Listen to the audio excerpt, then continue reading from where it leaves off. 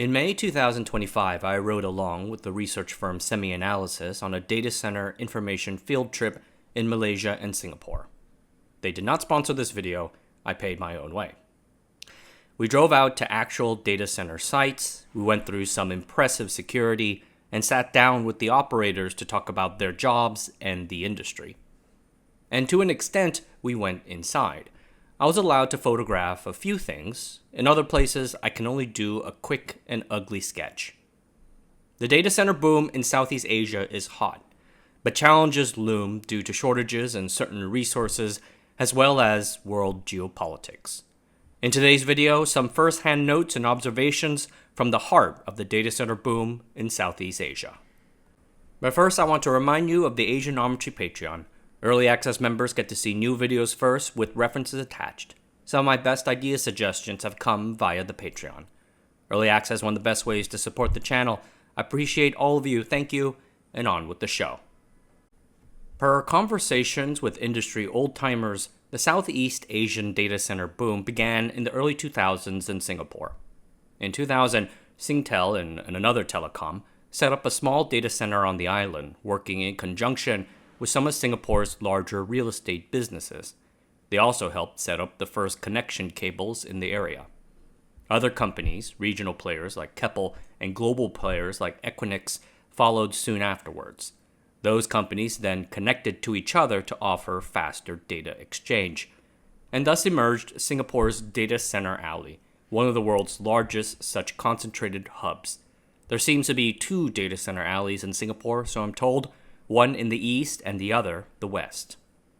But the data center industry's growth soon outpaced Singapore's ability to provide sufficient amounts of water and power. In 2019, the country placed a moratorium on new data center builds, though investments in pre-existing developments can continue. So, developers moved over to Malaysia or Indonesia, where power and water are more plentiful.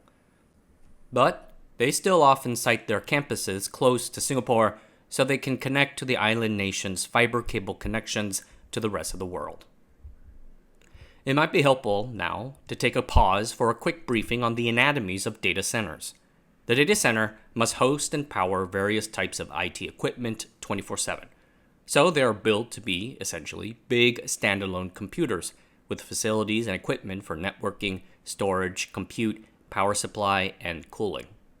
The data center operator builds the facility, secures the water and power supply, patrols the perimeter for intruders, and on the whole makes sure that the facility operates without incident per the service level agreement. The customer brings in the chips and IT equipment that goes into the racks and uses the facility. They often lease the facility for an extended period of time, maybe 10 years or so. For being such a simple design, data centers can come in a whole variety of shapes and sizes. We observed a small legacy data center, now largely empty, located inside the basement of an office building. This tiny data center once served a multinational corporation. The space's owner points out its close proximity to a large Equinix data center and muses that it can serve a CDN provider. Alongside those, we have medium-sized, multi-floor data centers for multiple tenants, government, telecoms, regional IT companies. These tend to use about a dozen megawatts or so per floor. And then there are the truly massive facilities built and owned by the tech giants in the United States and China. Most of these facilities are essentially black boxes, with little information about how they do things or what they use. But the equipment inside will also differ. Almost all the data centers we visited in Southeast Asia were cloud servers. They had meaty CPUs, hard disk drives, and networking to run programs on the cloud. When COVID shut down the world, it ultra-charged demand for cloud IT services like Zoom or TikTok. Apparently, this is what first kicked off the most recent data center boom. Soon afterwards, AI picked up the baton. Widely used chatbots like ChatGPT and Claude are more compute-thirsty than almost any other prior software service product. The data centers that train or run inference for these AI services are often called AI factories by Jensen Huang and others in the industry. They take in power and electrons and generate tokens. The goal is to produce as many tokens as possible efficiently.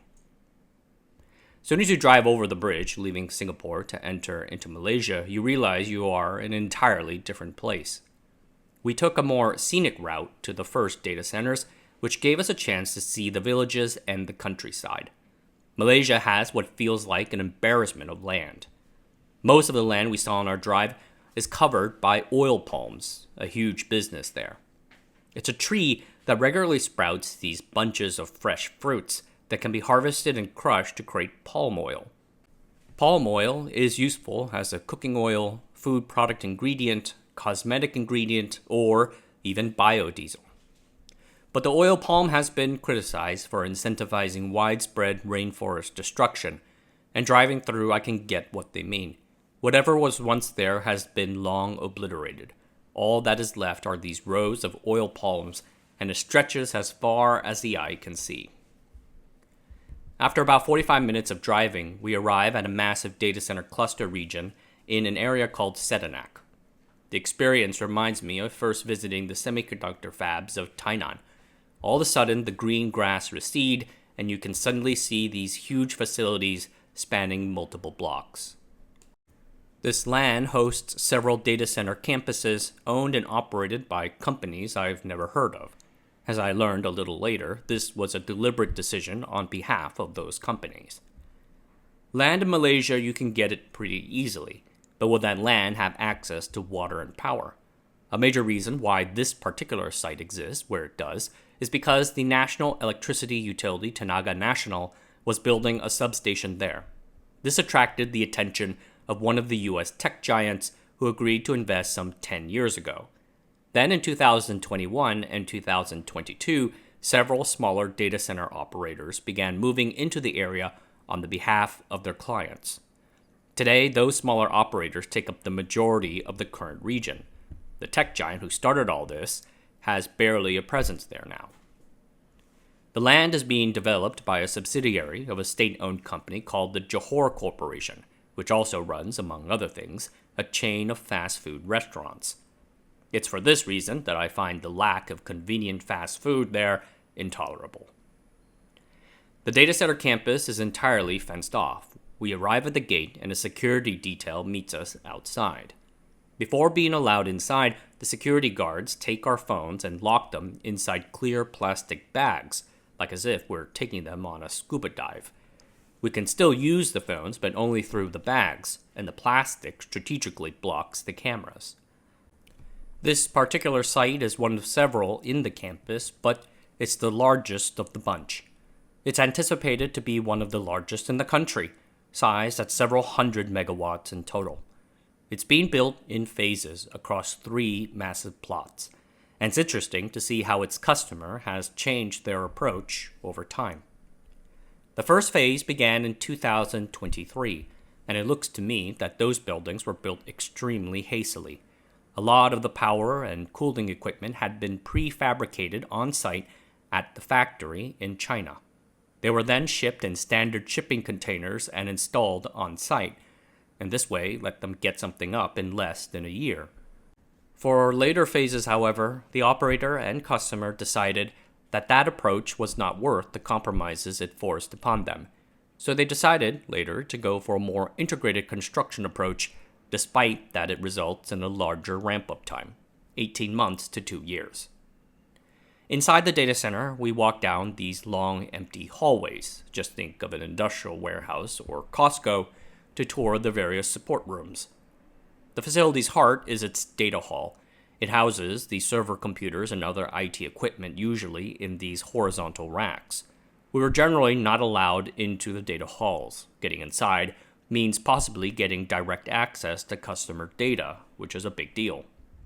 Fences and subdivisions inside the data hall are common. Some customers might be so strict and secretive that they erect privacy screens to keep people from even seeing inside. The rooms themselves are clean, but Spartan. Concrete with high ceilings and might contain equipment from companies like Schneider Electric for routing power, stepping down high voltage power from the grid, and circuit breaking. One memorable room contained chillers, basically large fridges.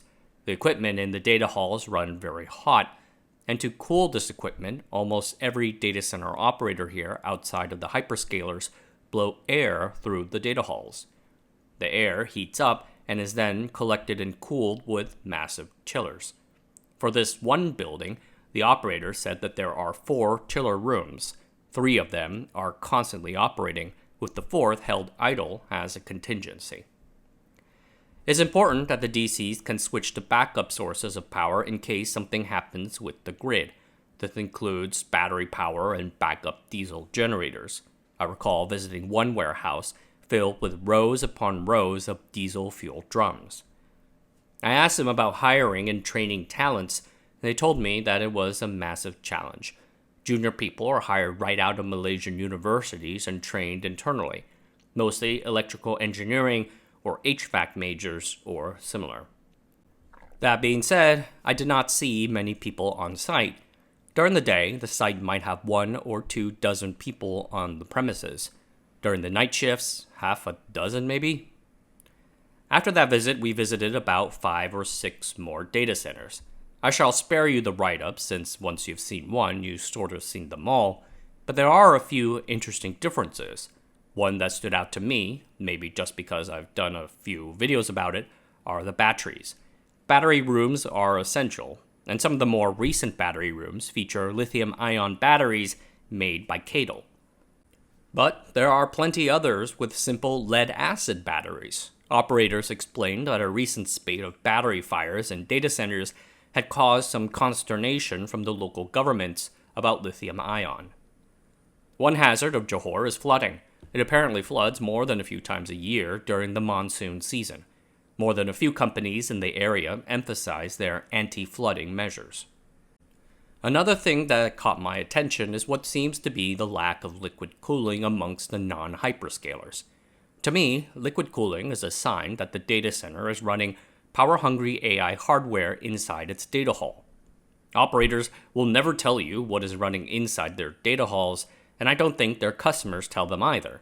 But you can make a good guess based on the customer's requests for power and what cooling system they want to use. If it's a single-floor building that uses a lot of power or uses liquid cooling, it's most likely running AI workloads. Operators asked us about this too. More than a few times, we were asked the question, have you spoken to anyone who is using liquid cooling? I'm somewhat sure that the hyperscalers are running it, but everyone else seems like no. We did visit one data center that does do liquid cooling, but let me cover that trip in a future video. The hyperscalers are still interested in Malaysia, but there are indications that the data center boom there is starting to go long in the tooth. In 2025, the sentiment within the industry seems to be that getting the water and power, mostly the power, allocated for a brand new greenfield data center project would be very difficult. Again, I'm told that the limitations are not about actual power generation. Malaysia has plenty of hydrocarbons to burn, but distribution. How can we get the power over there?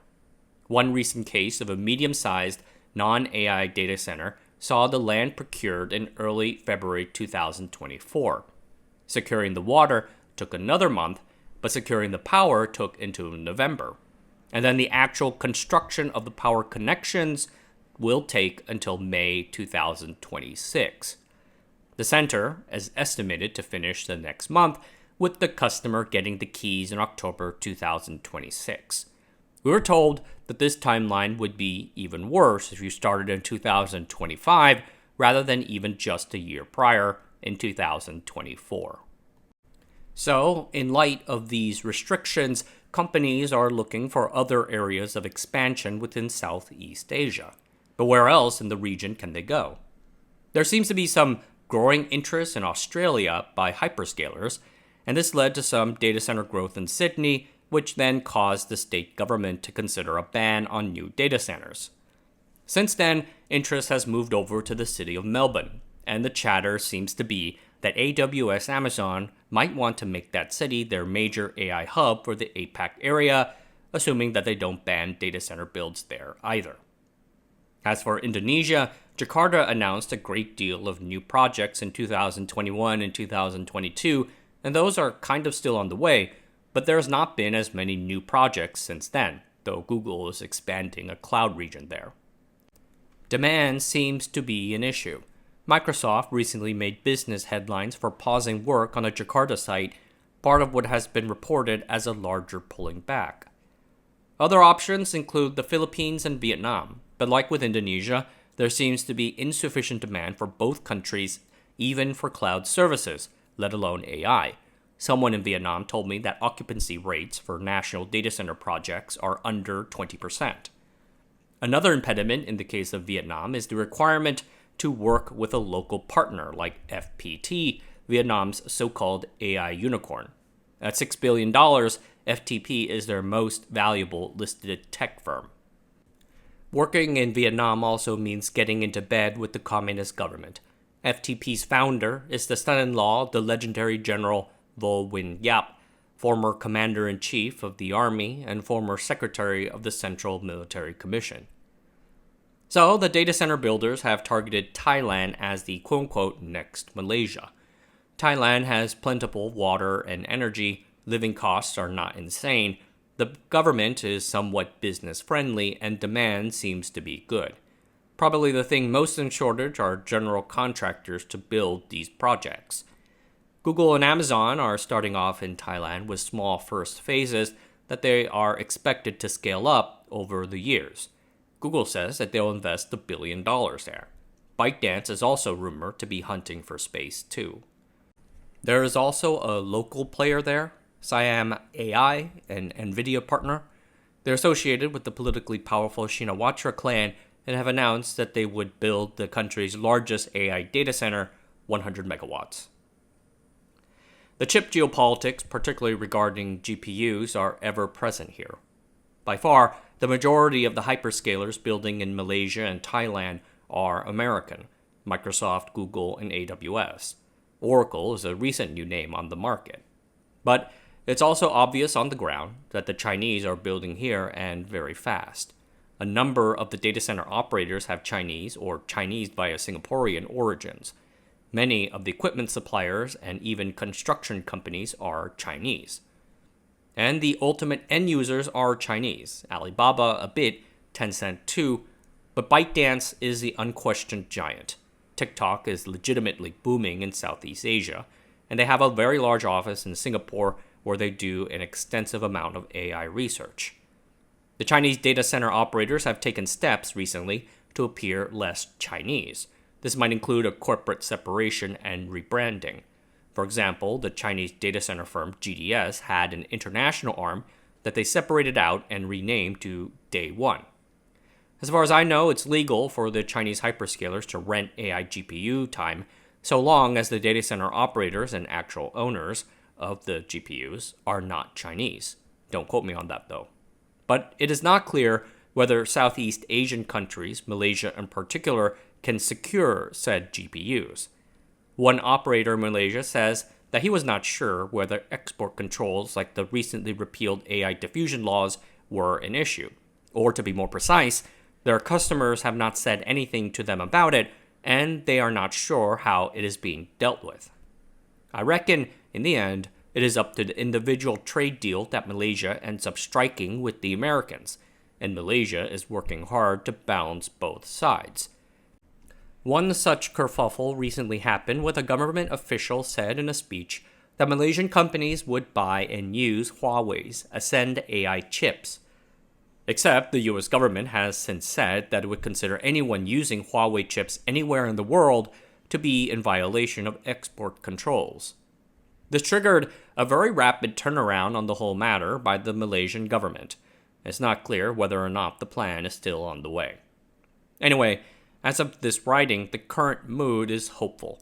It's hopeful that a deal will be struck and NVIDIA AI chips will soon be allowed back into areas seen as more quote-unquote okay, and data center progression there can continue. Again, I want to thank SemiAnalysis and especially Dan for this opportunity. It was a truly amazing experience. I can get why some might not find data centers all that interesting.